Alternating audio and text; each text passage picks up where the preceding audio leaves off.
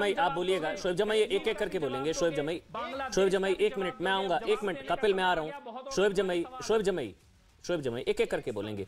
इसमें प्रॉब्लम क्या है भाई? अगर वहां से कहा जा रहा है, वहां से भी तो कहा जाता है 15 करोड़ वर्सेस 100 करोड़, 15 करोड़ 100 करोड़ पर भारी। कराची में क्या हो रहा है, कश्मीर में क्या हो रहा है, बांग्लादेश में क्या हो रहा है, बंगाल में क्या हो रहा है। अब वो मरने के लिए थोड़ी ना है भाई हिंदू। एकजुटता में प्रॉब्लम क्या है?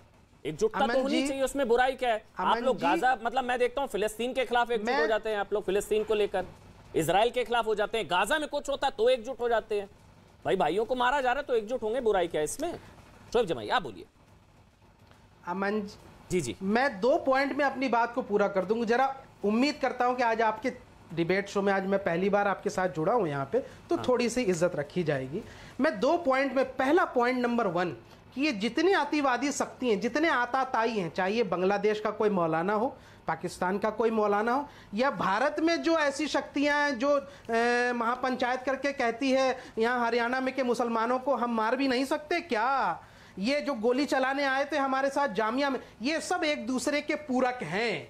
नंबर 1। नंबर 2, मैं कपिल मिश्रा यहाँ बैठे हैं, मैं पूरे देश के दर्शकों के सामने सिर्फ इतना पूछना चाहता हूं कि कपिल मिश्रा ने भाषण दिया, दिल्ली दंगे हुए, 700 हिंदू बच्चे आज गिरफ्तार हैं, जेलों में बंद हैं। आखिरकार कपिल मिश्रा का बच्चा क्यों नहीं आया और दूसरे गरीब हिंदुओं के बच्चे क्यों बर्बाद हो गए? कपिल मिश्रा तो आबाद हो गया, आपको तो सिक्योरिटी मिल गई, बाकी सारे हिंदू बच्चे जो 600 650 जेलों में बंद है, उनकी जिंदगियां तो बर्बाद हो गई ना, उनके माँ बाप की तो जिंदगी, अब उनको ना नौकरी मिलेगी। इसका जवाब दे दीजिए आप। ये मेरे ख्याल से कपिल मिश्रा आप जवाब दे दीजिएगा।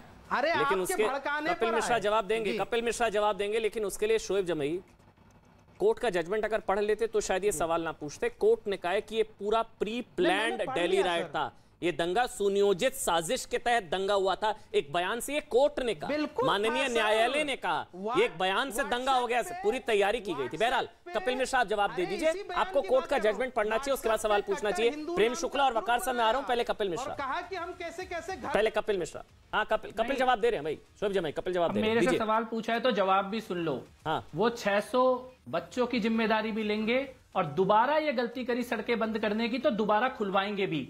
किसी गलतफहमी में मत रहना कि मेरे पे आरोप लगा के बच के निकल जाओगे। भारत की कोई ऐसी अदालत तुमने नहीं छोड़ी जहां पर झूठे आरोप लेकर नहीं गए। भारत का ऐसा कोई अखबार या प्रोपेगेंडा दुनिया का नहीं छोड़ा जहां मेरे पे झूठा इल्जाम लगाने की कोशिश नहीं करी। जब कोई ताहिर हुसैन बम लेके खड़ा होगा, जब कोई आईबी ऑफिसर अंकित शर्मा को मारने की साजिश की जाएगी, कपिल मिश्रा सामने दीवार बन के खड़ा होगा। और ये गुरुग्राम की जो तुमने बात की थी, गुरुग्राम में बिल्कुल हक है, अपनी सड़कें खाली होने का हक है पूरे देश में। आप सड़कों पे कब्जा नहीं कर सकते हो आंदोलन के नाम पर, कभी नमाज के नाम पर ये सड़कों पे कब्जा नहीं चलेगा। और इस बात को अच्छी तरह समझ लेना, तुम्हारी पेट में जो दर्द होता है कपिल मिश्रा के नाम से, ये मेरा मेडल है, ये मेरा मेडल है। तुम्हारे पेट में जो दर्द होता है, दंगे करने वाले जेल के, उमर खालिद जेल के अंदर सड़ रहा है, सफूरा जरगर जेल में जाएगी, ताहिर हुसैन जेल के अंदर पड़ा हुआ है, खालिद सैफी जेल के अंदर पड़ा हुआ है, जाकिर नाइक से पैसे लेकर आने वाले जेल के अंदर पड़े हुए हैं, जामिया मिल्लिया की एसोसिएशन में जो पैसे पहुंचे वो जेल के अंदर है, जामिया मिल्लिया में बसे जलाने वाले जेल के अंदर हैं। और जो भी ये सोचेगा कि यहाँ पे सड़कों पे कब्जा कर लेंगे, दंगा कर लेंगे, हर किसी के सामने कोई ना कोई कपिल मिश्रा पूरे देश में खड़ा होगा। किसी गलतफहमी में मत रहना। लेकिन अब चलिए सड़कें बंद करने का धंधा देखिए ना, शोएब जमाई इतना बोल लिया। शोएब जमाई इतना गुस्सा जो आप दिल्ली दंगों को लेकर कर रहे हैं, इतना गुस्सा बांग्लादेश में इंजूम के साथ हुआ, कश्मीर में जो इस्लामिक कट्टरपंथियों ने किया, बांग्लादेश के बगदादियों ने जो किया, उनके खिलाफ भी आपको मेरे ख्याल से बोलना चाहिए था। आपको एक तरफा गुस्सा नहीं होना चाहिए। इसी वन साइडेड सेकुलरिज्म की मैं बात कर रहा था। शोएब जमाई आपने बांग्लादेश, कश्मीर, बंगाल, वहां जो हो रहा है उसको लेकर भी इन कट्टरपंथियों और बगदादियों के खिलाफ भी आपको बोलना चाहिए था। एक मिनट, मेरे साथ शायद अभी नहीं जुड़े हैं मेरे ख्याल से, मैं कोशिश कर रहा हूं अब्बास सिद्दीकी पीरजादा को, मैं उनको लगातार कोशिश कर रहा हूं, वो शायद हमारे साथ जुड़ेंगे। लेकिन पहले बांग्लादेश के चीफ मिनिस्टर ने कह दिया, प्राइम मिनिस्टर ने, कि हम जो है इन लोगों को बख्शेंगे नहीं। क्या प्रधानमंत्री जी ने कहा जब मॉब लिंचिंग हो रही थी कि हम इन आतताइयों को नहीं बख्शेंगे और बख्शे नहीं जाएंगे? ये दोहरा रवैया कब तक? और बांग्लादेश तो हमको यहां से पाठ सिखा रहा है कि आप अपने यहां माइनॉरिटीज पे जो हमले हो रहे हैं उस पर ये क्यों हो रहा है ये नौबत? क्योंकि हमारा प्रधानमंत्री कमजोर है, हमारे प्रधानमंत्री इन आतताइयों पे एक्शन लेने पे कमजोरी दिखाता है, तब ऐसे पिद्दी जैसा मुल्क बांग्लादेश को जो है हिम्मत होती है। बताइए मैं गलत कह रहा हूं क्या? जब एक्शन लेता है तो आप ही लोग रोते हैं, हजार लीटर आंसू बहाते हैं। दिल्ली दंगे के दंगाइयों को जब पकड़ते हैं आप ही लोग रोते हैं, आप लोग आंसू बहाते हैं। कपिल मिश्रा पे लीजिए, भड़काने गए थे ना शाहीन बाग से लेकर के जो दंगे हुए थे, वो तो कोर्ट का जजमेंट पढ़ लीजिए ना। फिर कोर्ट ने कहा है कि ये दंगा पूरा प्री प्लान था, ऐसे बयान से नहीं हुआ था। आपको पढ़ना चाहिए। प्रेम शुक्ला ये नीमच में बम ब्लास्ट किया, उसका कौन एक्शन लेगा बताइए। आ रहा हूं शोएब जमाई। प्रेम शुक्ला, भावनाएं हाथ होंगी तो सर कलम होगा। क्लियर है भैया, भावनाएं हाथ होंगी तो सर धड़ से अलग होगा। अब आप लोग देख लीजिए भाई क्या करना है।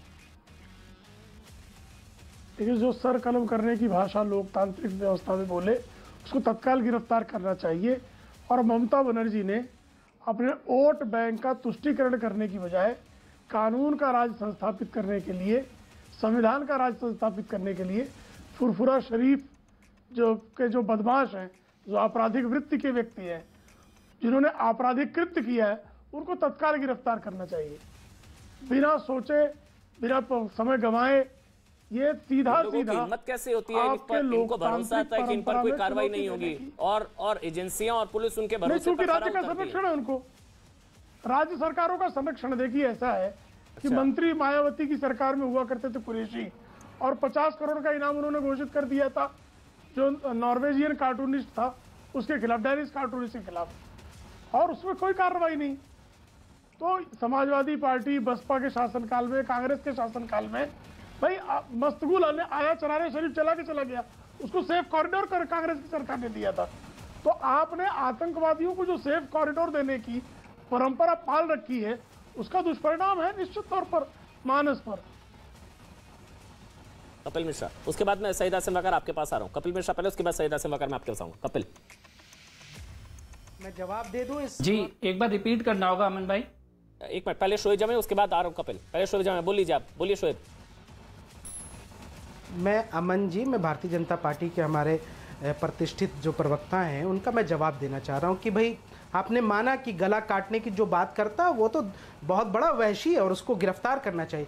लेकिन अभी कर्नाटक के बेलगावी में हिंदू सेना के लोगों ने, सुन लीजिए, कर्नाटक के बेलगावी में हिंदू सेना के लोगों ने अरबाज नाम के लोगों की गला काट, सुन लीजिए ना सर, इतना आतुर क्यों है? नहीं हूं आतुर हूं भाई, गर्दन काटने के खिलाफ है ना, बोलिए कमलेश तिवारी गलत हुआ था।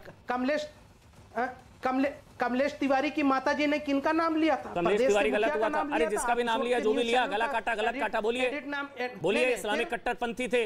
बिल्कुल बोलिए इस्लामिक कट्टरपंथी थे, और कमलेश तिवारी का जो गला काटा गलत काटा। आप बताइए उनकी बस हो गया, एक सेकंड में बोल होती आप लोगों की। बोलिए ना गलत हुआ था। अरे चर्चा कीजिए ना इस पे। मैं बोल रहा हूँ ना, बोलिए कमलेश तिवारी का गला काटा गलत। कमलेश मिश्र अरे सुन लीजिए, आप अपनी बात मेरी जुबान में मत डालिए। सुनिए, कैसे डाल सकता हूँ भाई, क्या आप गला